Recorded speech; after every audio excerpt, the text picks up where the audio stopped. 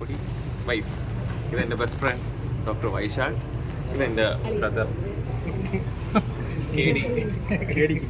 Cricket പ്ലെയറാണ്, അടിപൊളിയാണ്. അപ്പം ഇന്ന് നമ്മുടെ മാരേജിൻ്റെ 10ാമത്തെ ദിവസമാണ്. Marriage reception at Trivandrum. അതിന് നമ്മുടെ മാരേജിൻ്റെ ഫങ്ഷൻസ് എല്ലാം സക്സസ്ഫുള്ളി പൂർത്തീകരിച്ചിരിക്കുകയാണ്. അപ്പോൾ ഇടയ്ക്കിടയ്ക്ക് കുറച്ച് പ്രശ്നങ്ങളൊക്കെ ഉണ്ടെങ്കിൽ അതൊന്നും വലിയ കാര്യമൊന്നുമില്ല.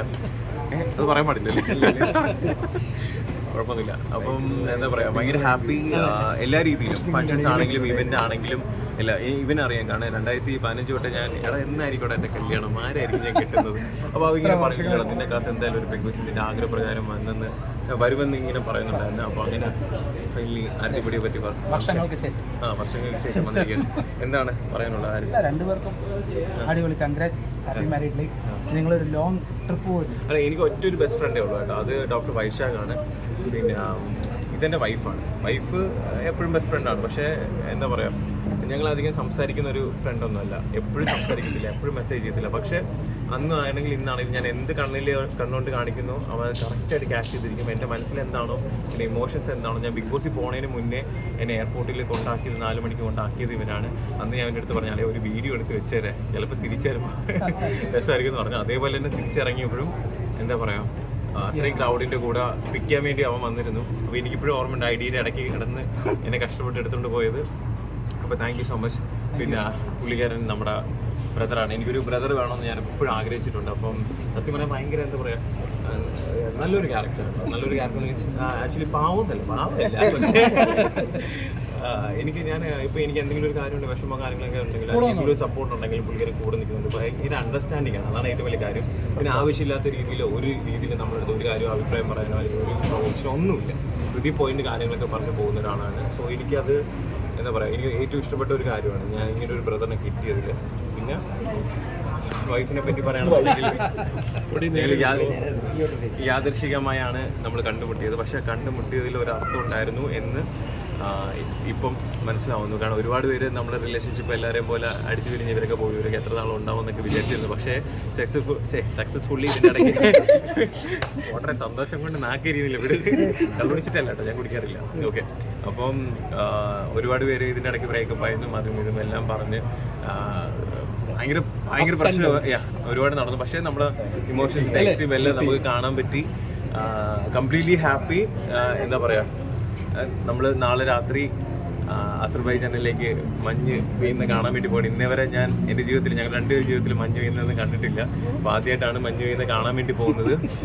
അപ്പം എനിക്ക് തോന്നുന്നു നമ്മളെ സ്നേഹിക്കുന്ന, നമ്മളെ ഇഷ്ടപ്പെടുന്ന ഒരുപാട് പേർക്ക് നമ്മുടെ ഈ കല്യാണം, ഈ ഒരു സീരീസ് ഒരുപാട് ഫങ്ഷൻസ് ഉണ്ടായിരുന്നു. ഇതെല്ലാം ഇഷ്ടപ്പെട്ടു എന്ന് വിചാരിക്കുന്നു. പിന്നെ നിങ്ങളെല്ലാവരും ഹാപ്പി അല്ലേ? നിങ്ങളെല്ലാവരും അത്യാവശ്യം ഫൈറ്റും കാര്യങ്ങളൊക്കെ എടുത്തു, ഫുഡെല്ലാം കഴിച്ചല്ലോ, ഹാപ്പി അല്ലേ? അപ്പം താങ്ക് യു സോ മച്ച് എല്ലാവരും. അപ്പോൾ ഹാപ്പി ആയിട്ട് അടിച്ചു പൊളിച്ച് ഒരു വലിയ ഗുഡ് നൈറ്റ്. Thank you.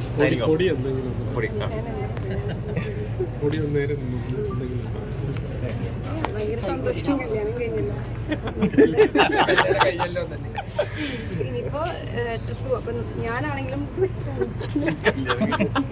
കല്യാണം കഴിഞ്ഞില്ല, ഇനിയിപ്പോ ട്രിപ്പ് പോകുന്നു. പാവണം കേട്ടാ. അപ്പൊ ഞാനാണെങ്കിലും റോബിൻ ചേട്ടനാണെങ്കിലും ചെറുപ്പത്തിലാണെങ്കിലും വലുതായിട്ടാണെങ്കിലും അങ്ങനെ കുറെ ട്രിപ്പൊന്നും പോയിട്ടില്ല. ഞാൻ 10th പോയിട്ടില്ല, പ്ലസ് 2 പോയിട്ടില്ല, ഡിഗ്രിക്ക് പോയിട്ടില്ല. കുറെ ഫ്രണ്ട്സിനായിട്ട് പോലും അങ്ങനെ സ്റ്റേ ചെയ്യണ ട്രിപ്പുകളൊന്നും പോയിട്ടില്ല. പിന്നെ റോബിൻ ചേട്ടൻ വന്നതിന് ശേഷം ഒരു വട്ടം നമ്മളെല്ലാ ഫ്രണ്ട്സും കൂടെ അത് അൺഎക്സ്പെക്റ്റഡ് ആയിട്ട് ഒരു ഫ്രണ്ടിന് ഞാനും ഇവനും ഓൾമോസ്റ്റ് ഒരു 7-8-9 വർഷം പരിചയമുണ്ട്. പക്ഷേ ഞങ്ങൾ ആകെ പോയിട്ടുള്ളത് പൊന്മുടിയിൽ ഒറ്റൊരു പ്രാവശ്യം. അതെൻ്റെ ഒരു ബ്രേക്കപ്പിന്റെ സമയത്ത് പോയത്, എന്നെ കൊണ്ടുപോയി പറയില്ല.